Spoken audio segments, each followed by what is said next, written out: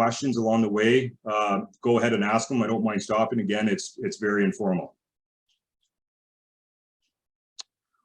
Okay, let's see here. Yeah, so the first thing I just want to talk about a little bit is how much the process has changed back from when I did it to now, and it's still changing. And one of the big changes that I saw in the process in the 20 years I've been doing the interview prep and the career prep is, before, what you would do is you would go in and you'd write a test.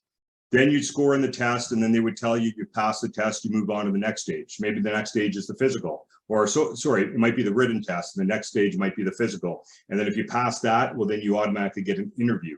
That's typically the way it was when I was applying. And it was that way actually until not long ago. Is slowly departments have changed. I would say ever since the OFAI came out, departments have started changing their process. And a good example is Ottawa. Ottawa's had that same process right up until, I think, 2018, 2019, where if you pass your written test, so you meet the minimum requirements, you go in, you pass your written test, then you move on to the next stage. If you pass that stage, you move on to the next stage. Once you pass all the stages, you're guaranteed an interview. And that always gave everybody an opportunity to sell themselves at the interview table, regardless of what your resume was like. It didn't matter. You always had that opportunity to sell yourself. And Ottawa has just changed that process again.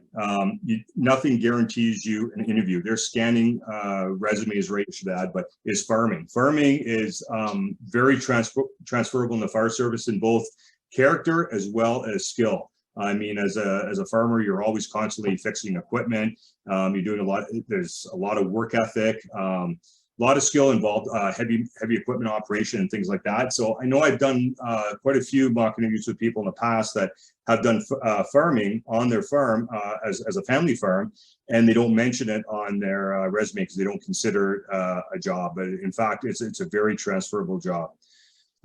So there's a list here and a variety of different courses here that help, like the fire service or the fire inspector and the fire life safety instructor are becoming really big programs to get, and they're very sought after when departments are looking through resumes. Those two courses are pretty important ones as well, but they don't have to be all NFPA. Like I said, they can be chainsaw certifications, they can be small engine repair, they can be just things that maybe some skills that you're lacking, you know, that you're working on.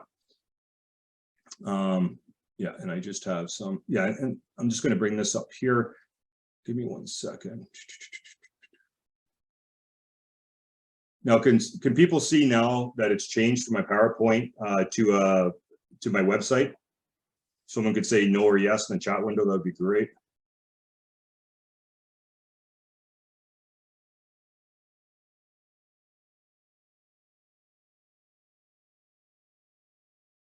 Okay, you don't see it. Okay, just 1 second here. I have to stop and reshare this. Just a second here.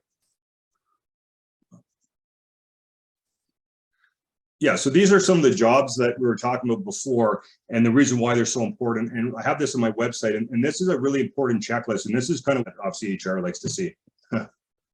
So the other one I want to just quickly mention is social media has burned a lot of people over the years. Getting interviews, not passing an interview.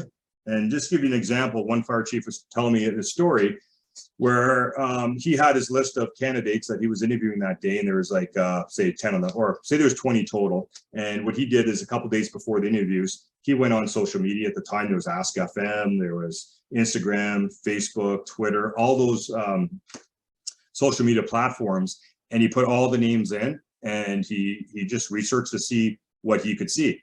You have to remember, social media is a big deal with the fire service, because anytime that you're going to say, hey, I worked for Toronto Fire Department in your on your Facebook or wherever you are on Instagram, after you put that on there, everything else you say and do on social media is going to reflect on the fire department. And they kind of compare it to, it's a message coming from the fire department because it's coming from you and you're advertising you are a firefighter.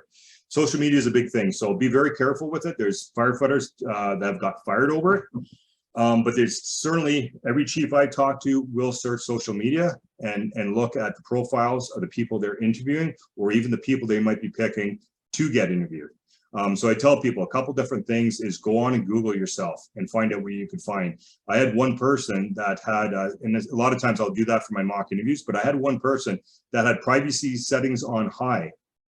And So when I went on to their Facebook, the timeline was like two squares. It was basically something that was, say, in 2021, and then it was something that was in 2011. And it had a little owl and it said Ask FM. So you click on that Ask FM,